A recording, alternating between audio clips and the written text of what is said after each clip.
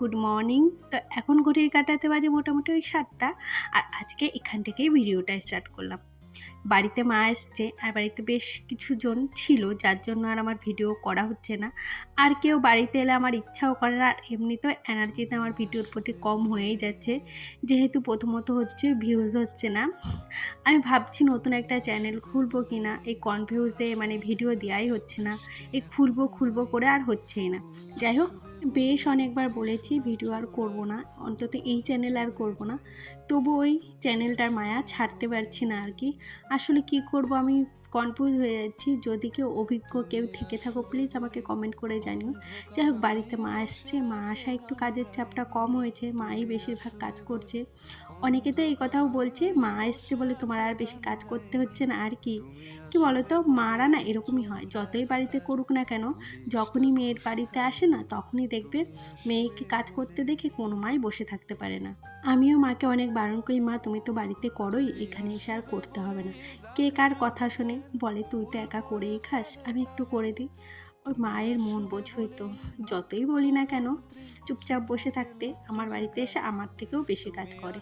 আর মার জানো তো একটু হাঁটুতে ব্যথা, আমার ভীষণ কষ্ট হয় মাকে দিয়ে কিছু করাতে, ভীষণ মন খারাপ লাগে। তাও কি আর করবো যদি জোর করে করে বলো। যাই হোক, মাকে ওইদিকে আমি কেটে বেটে গুছিয়ে দিচ্ছিলাম, মাকে বলছিলাম আজকে তুমি নড়বে না, হাঁটু ব্যথা নিয়ে নড়তে পারে না বেশি, তাই ওই আমি বলছি আমি কেটে বেছে দেবো। আর এদিকে এঁচড় কাটছিলাম, আমার ননদ বলছে দাও আমি কেটে দিই। মানে আমি তো অতটা ভালো পারি না বলতে কি, বেশ কিছুদিন কাটি না তো, মানে বিয়ের পরে একবার দুবার কেটেছি, বেশিরভাগ আমার হাজব্যান্ডই কাটে বাড়ি থাকলে। আর এদিকে আমি ওই যে চিংড়ি মাছগুলো ধুয়ে এনেছি, চিংড়ি মাছ দিয়ে আর কি ওই এঁচড় হবে। আর লাউ শাক আছে, মা ওটা কেটে নিচ্ছে, বলছে আমি ভাত হতে হতে কেটে নিই। আর আমার মেয়ে দেখছো আমার সাথে কত কাজ করে দিচ্ছে, এত বক বক করছিল কি বলবো। ও যে আমার সাথে কত কথা বলছিল, আমি নাকি চিংড়ি মাছ বাছতে ভালো পারি না, ওই পারি, কি বলবো। বলছে হ্যাঁ তুই ভালো পারিস।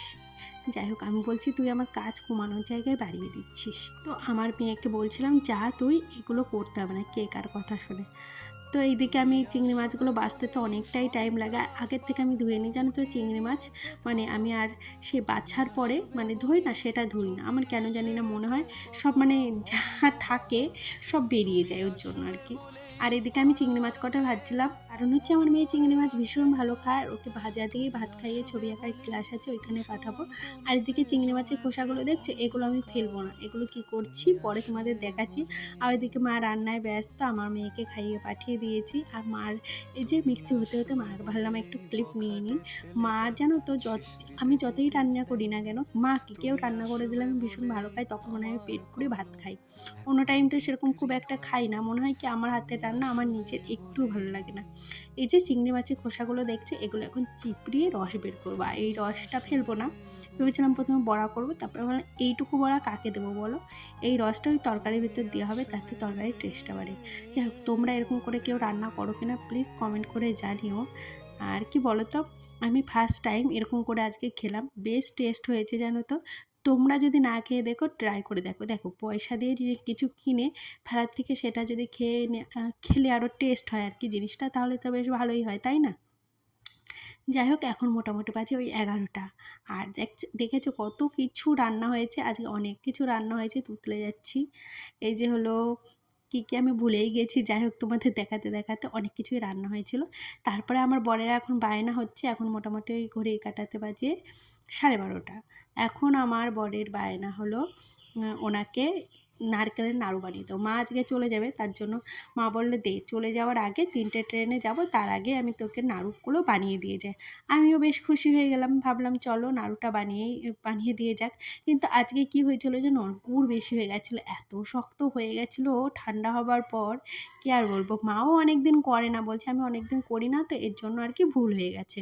আর এদিকে মা আর আমি এই যে নাড়ু বানাচ্ছিলাম, আর নাড়ুগুলো না প্রথম গরম লাগছিল হাতে, যদিও একটু জল নিয়ে নিচ্ছিলাম। আর সত্যি বলছি এত কষ্ট লাগছিল না, এত কষ্ট করে নাড়ু বানালো, তারপরে যদি নাড়ুটার টেস্ট না হয় খেতে কেমন লাগে বলো তো।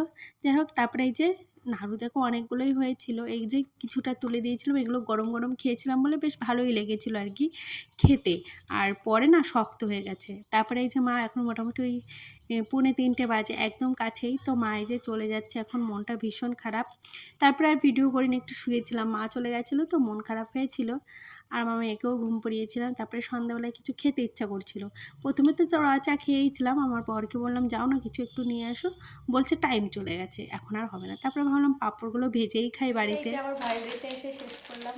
আর প্লিজ কেউ একটু জানিও যে আমি কি করব, মানে এই চ্যানেলটায় কাজ করবো না অন্য চ্যানেল, একটু ভিডিও তো আমি ছাড়তে পারবো না, আমি ভীষণ ভালোবাসি, কেন জানি না। যাই হোক কিছু করবো, যাই হোক নেক্সট মাস থেকে ভেবেছি কিছু একটা করবো, আর 1 মাস চালাই এই আইডিটা, তাই না? চলো টাটা। ভিডিওটা ভালো লাগলে প্লিজ একটা লাইক করে যেও।